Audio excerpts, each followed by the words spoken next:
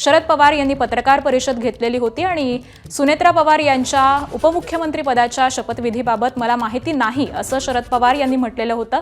आणि त्यानंतर आता पार्थ पवार हे गोविंद बागेमध्ये दाखल झालेले आहेत। या सगळ्याच घडामोडींसंदर्भामध्ये आपण चर्चा करूयात। आमचे प्रतिनिधी निलेश बुधावले हे मुंबईमधून आपल्या सोबत आहेत। निलेश, खरं तर काही वेळापूर्वी म्हणजे सकाळच्या सुमारास शरद पवार यांनी एक पत्रकार परिषद घेतली आणि या शपथविधी संदर्भामध्ये मला माहिती नाही अशी प्रतिक्रिया दिली। काहीसा नाराजीचा सूर होता या पत्रकार परिषदेमध्ये।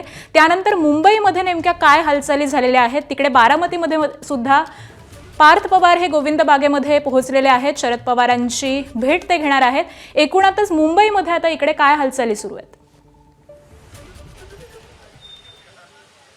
आकांक्षा, खरं तर शरद पवारांची प्रतिक्रिया अतिशय महत्त्वाची होती की शपथविधी संदर्भात आपल्याला काही माहिती नाही, किंबहुना निमंत्रण देखील नाही आणि त्यामुळेच पार्थ पवार हे निमंत्रण देण्यासाठी कदाचित गोविंद बागेमध्ये पोहोचले असतील। शरद पवारांना व सुप्रिया सुळेंना ते शपथविधी संदर्भातलं निमंत्रण देतील, तर दुसरीकडे गटनेता निवडीची प्रक्रिया दुपारी 2 वाजता राबवण्यात येणार आहे आणि त्याची प्रक्रिया नेमकी कशी असते कदाचित याच संदर्भानं चर्चा करण्याच्या अनुषंगानं देवगिरी या माजी उपमुख्यमंत्री अजित पवार यांच्या निवासस्थानी आता सुनील तटकरे आणि प्रफुल्ल पटेल पोहोचलेले आहेत। आता उपमुख्यमंत्री पदाची जागा जी आहे त्या सुनेत्रा पवार घेणार आहेत आणि त्यामुळे कशा पद्धतीनं पुढच्या जबाबदारी असणार आहेत, संविधानिक अधिकार नेमके कशा पद्धतीनं असणार आहेत, या सगळ्या गोष्टींची माहिती आहे ती देण्यासाठी कदाचित ही मंडळी या ठिकाणी आलेली असेल। सध्या दोन्ही महत्त्वाचे नेते या ठिकाणी आहेत आणि सुनेत्रा पवार आहेत। साधारणपणे 1:30 वाजता ते विधिमंडळाच्या दिशेने जातील। विधिमंडळामध्ये गटनेता निवडीची प्रक्रिया पार पडेल। एक महत्त्वाची आमदारांची बैठक देखील त्या ठिकाणी होणार आहे। ऐनवेळी एखादा प्रस्ताव देखील त्या ठिकाणी येऊ शकतो।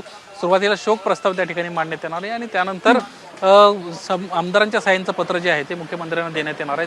त्या सगळ्या प्रक्रिये संदर्भामध्ये उपमुख्यमंत्री म्हणून शपथ घेताना सुनेत्रा पवार यांना या सगळ्या गोष्टी अवगत करण्याच्या अनुषंगाने कदाचित सुनील तटकरे आणि प्रफुल्ल पटेल या ठिकाणी आले असतील। ज्या पद्धतीनं आज सकाळी शरद पवारांना सुनील तटकरे आणि प्रफुल्ल पटेल यांच्या बाबतीत वक्तव्य केलं, त्यानंतर माध्यमांमधनं आणि नागरिकांमधनं देखील वेगवेगळ्या प्रतिक्रिया उमटू लागलेल्या आहेत। कदाचित या संदर्भात देखील सुनेत्रा पवार यांच्याशी बातचीत या बैठकीच्या निमित्तानं होऊ शकते। हो, अगदी बरोबर आहे। त्यामुळे मुंबईमध्ये आता गटनेता निवडी संदर्भामध्ये या हालचाली सुरू झालेल्या आहेत। ही प्रक्रिया पार पडणार आहे। धन्यवाद निलेश आणि जयदीप या सविस्तर माहितीसाठी। एबीपी माझा, उघडा डोळे बघा नीट।